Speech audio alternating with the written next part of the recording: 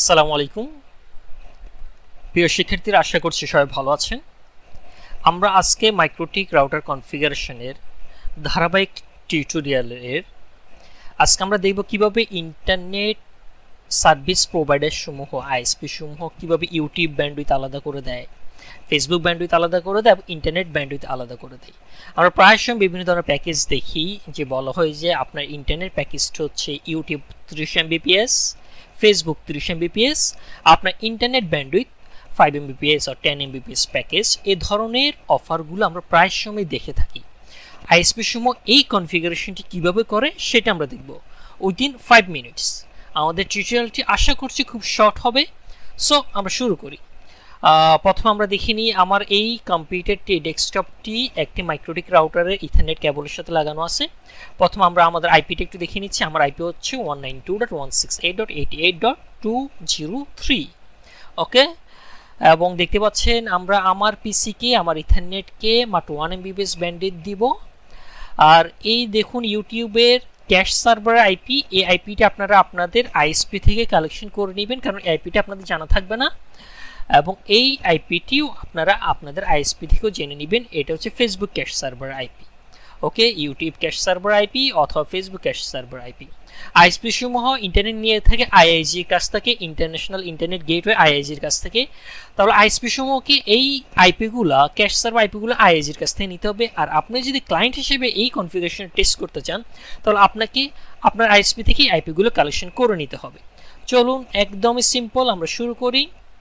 আমরা MikroTik log in করলাম। এখানে কিউতে আসবেন। কিউতে আসার পর একটা প্লাস সিম্বল ক্লিক করবেন। আমরা যে সিকোয়েন্সে কনফিগারেশনটি করছি সেই সিকোয়েন্সে করতে হবে।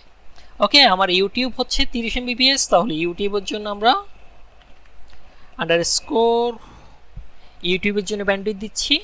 আর টার্গেট আইপি হচ্ছে আপনার ল্যান আইপিটি, আপনার যে ইথারনেটের আইপিটি দিচ্ছে সেই আইপিটি। আমার আইপিটি হচ্ছে এটি 192.168.88.203। এটা কপি করে এখানে পেস্ট করলাম। ডেস্টিনেশন ইউটিউবের ডেস্টিনেশন, তাহলে ডেস্টিনেশন হচ্ছে এই আইপিটি। আপনার ইউটিউবের ক্যাশ সার্ভার আইপিটি হচ্ছে আপনার ডেস্টিনেশন আইপি। কপি পেস্ট করলাম। এখানে টোটাল আইপি ব্লকটি দিতে হবে। ওকে, আমরা ইউটিউবকে দিব 30 Mbps, তাহলে এখানে 30 M কপি করে দিচ্ছি, পেস্ট করে দিচ্ছি। 30 MB আপলোড এবং ডাউনলোড 30 Mbps। ওকে, তাহলে ইউটিউবের ক্ষেত্রে 30 Mbps কনফিগারেশন শেষ। অ্যাপ্লাই দিয়ে দিলাম। এখন মাইক্রোটিক খুব সুন্দর প্রসেস, আপনি এটি কপি করুন। কপি করার পর খেয়াল করুন এখানে নতুন আরেকটি কিউ তৈরি হয়ে গিয়েছে। এক্ষেত্রে এখন আমরা হচ্ছে ফেসবুকের জন্য এটি করব। তাহলে ফেসবুক আমরা অনেকে এফএনএ বলে থাকি, ফেসবুকের জন্য। তাহলে ফেসবুকের টার্গেট আইপিটি হচ্ছে আপনার লোকাল আইপিটি বা আপনার ল্যান্ড আইপিটি হচ্ছে টার্গেট আইপি, ডেস্টিনেশন আইপি নিয়ে নেবেন ফেসবুকের আইপিটি। এটি কপি করুন। ফেসবুক ক্যাশ সার্ভার আইপি সেটিকে ডেস্টিনেশনের জন্য, অর্থাৎ ফেসবুকের আইপিটি হবে আপনার জন্য ডেস্টিনেশন। ওকে, এখানে আমরা 20 Mbps দিতে চাচ্ছি। 20 Mbps। ওকে, অ্যাপ্লাই দিয়ে দিচ্ছি।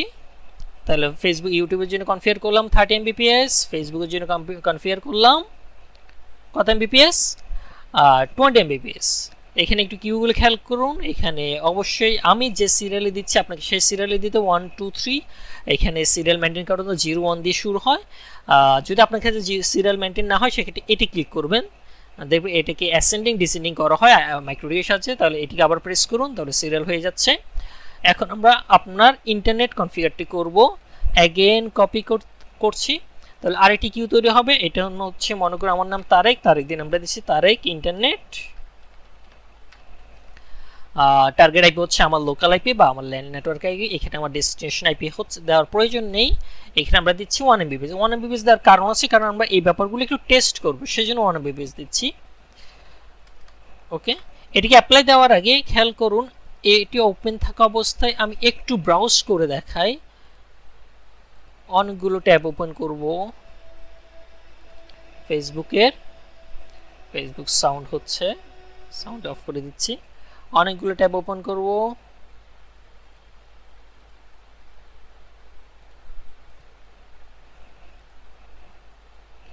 খুব দ্রুত স্ক্রল করার ট্রাই করছি। খেয়াল করুন এখানে ব্যান্ডউইথে কোনো প্রকার ল্যাকিংস হচ্ছে না।